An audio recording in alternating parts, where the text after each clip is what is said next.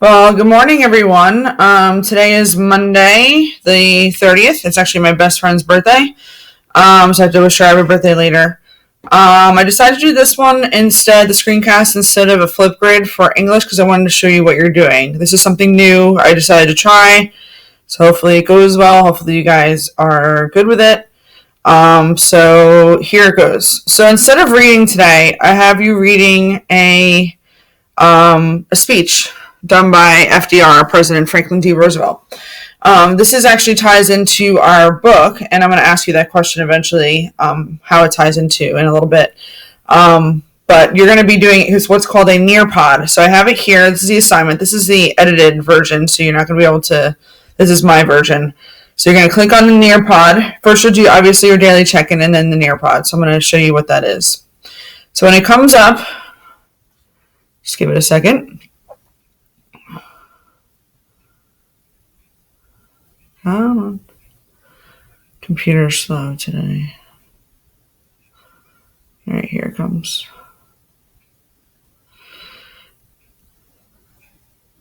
Come on, computer. All right, so what you're going to do is you're going to put in, of course I have my name here, but you're going to put your name instead. Please make sure your name is actually your name and not like some made up, like, street name or your nickname or something like that. I want it real because you're going to be graded on this. This gets sent to me later on, so I know exactly what you did, what your answers were, and everything. So you're going to put your name in. You're going to click Join Session. Here we go. So your first one is Day of Infamy Speech by Franklin D. Roosevelt, and your objective is I can determine Roosevelt's point of view in his Day of Infamy speech. So your whole lesson is going to be on point of view and what he was thinking. So you're going to click through the slides. What's cool is that they're interactive. So you're going to watch this. This is actually him saying the speech, and it actually goes through the entire thing. It's going to be in blue, each word, so you can listen to it. You're going to be doing the rest of the speech through the slides. So, I could play it for you really quick.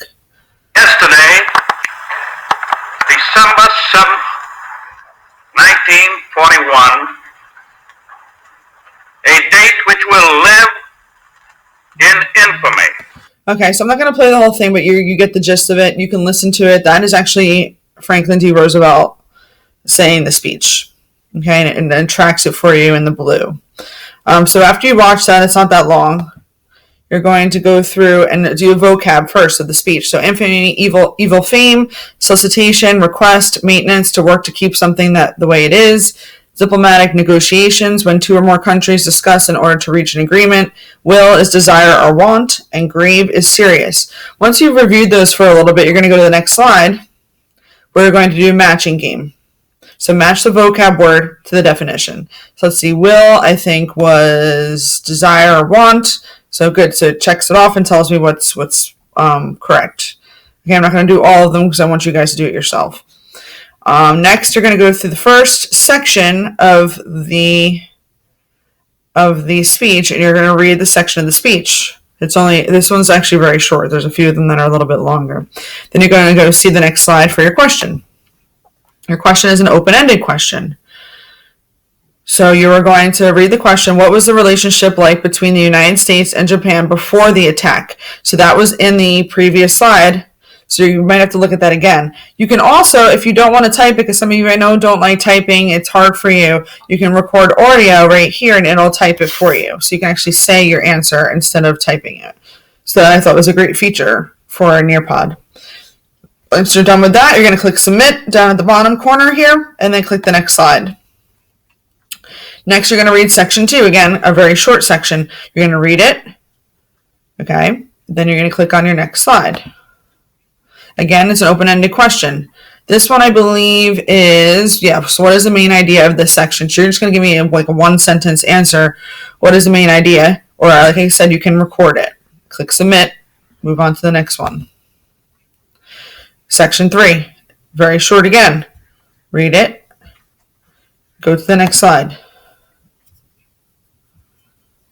This one is a fill in the blank. So you have a sentence here. The Japanese tricked the United States by giving us a false blank of blank for continued blank. This is actually straight from the speech. You can actually fill in the blanks with these boxes down here. You're going to put in statements, peace, and hope. You're going to fill them in, and put in the correct order of the words. Then you're going to click done. When you're done and you click it, go to the next slide. You have section 4. Section 4 is a little longer and it's a little bit trickier. I have these highlighted for a reason, so make sure that you pay attention to the countries that I have highlighted: Malaya, Guam, Hong Kong, Philippine Islands, Wake Island, and Midway Island. So pay attention to those countries or those islands because you're going to have to answer a question about them in the next slide. So this is again an open-ended question. At this time of the speech, the places mentioned here were controlled by either the United States or Great Britain, England. Why do you think Roosevelt listed each one of the countries individually? So he listed them separately on separate lines. Why do you think he did that? Try and get into his head. So again, if you want to type it, type it. If you want to record it, it'll type it for you there. Click submit, go to the next slide. Section 5, as Commander of Chief, so you're going to read the section, again, 3 paragraphs. Read the section, go to the next slide when you're all done. Open-ended question. This one is, again, what is the main idea of this section? Type it, record, submit, click the next slide. This is the last section. There's only 6 sections, very short. Again, pay attention to the yellow that I've highlighted here because that's important for your question. So read it. Make sure you understand it. Go to the next slide. If you want to take notes, I'm not opposed to that as well. Click fill in the blanks. The purpose of the last paragraph of Roosevelt's speech, which I had highlighted, is to let the blank blank people know that we are going to blank with blank. So you have Japan, States, United, War, and you're going to put them all together in order. When you're done, click done, and then you're all done with it. You can also start over as well if you would like. Okay, so that is your lesson for today. I have it due I think by Wednesday because I want you guys to really pay attention to this. So if you don't finish it today, finish it tomorrow. I also posted a calendar for you guys. Actually, maybe I'll go to that now. I'll show you the calendar real quick. Let me click out of here. Go to the stream. Not calendar, sorry. I apologize. It's schedule. The schedule is for you. You don't have to follow it to a T. But I figured some of you may need a little bit of consistency when it comes to your schoolwork, a little bit of a set schedule, because some of you really, really need that and strive on that. So this is like a little bit of normalcy for us when we are in school. So I gave you guys a schedule you can follow to do all of your classwork. So here it is here. So distance learning schedule. It's helping manage your time when you are home. Yes, I put my Bitmoji. I know. I'm cringy. It follows a schedule we have at school. You get 15-minute breaks in between your classes. So that means get up, stretch, go get a snack, go to the bathroom, play with your dog, play with your brother or sister, fight with your brother or sister. I don't know, whatever you're doing in those 15 minutes. And then you also have a free time in your lunch. So this is actually set up exactly the way that you would see it at school because we have English first, 45 minutes. Normally it's 90. Math, 45 minutes. Normally, again, it's 90. So this is half of your math and English classes. Gym and health, I put 30 minutes. It's 25 to 30 minutes, so whatever you want to do there. Your other electives, a lot of you have drama, brotherhood, band, or read 180. So that's another 30 minutes. Again, 25, 30 minutes for that. Then you have your lunch or free time. I gave you 45 minutes. Oh, my goodness. Usually you guys only have 30 for lunch, so that gives you extra time. And again, there's 15-minute breaks in between. 9:45 to 10, that's 15 minutes. Next, you have your science and your social studies, which again is just like you have in school.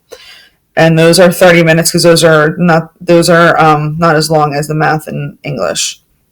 And look, I even posted down here, and from 2:15 on, the rest of the day is yours. So you can do whatever you want after that. That's actually an hour earlier than you get out of school, and you get more breaks. So please manage your time wisely. So again, you don't have to follow this to a T. If you want, you can switch up and put your social studies and science here and then put, your English and math at the end. The reason why these are starred is because I put them here. These are your core subjects. Those are the ones you really have to focus on. I'm not saying that gym or health or your electives are not as important, but I'm saying that these are your cores, so English, math, science, and social studies. So please, if you want, use that. It follows the same schedule in school. All right, if you have any questions, Remind app, anything like that, Google Classroom. All right, so it's the Nearpod today. And that is it. I will talk to you guys later in social studies.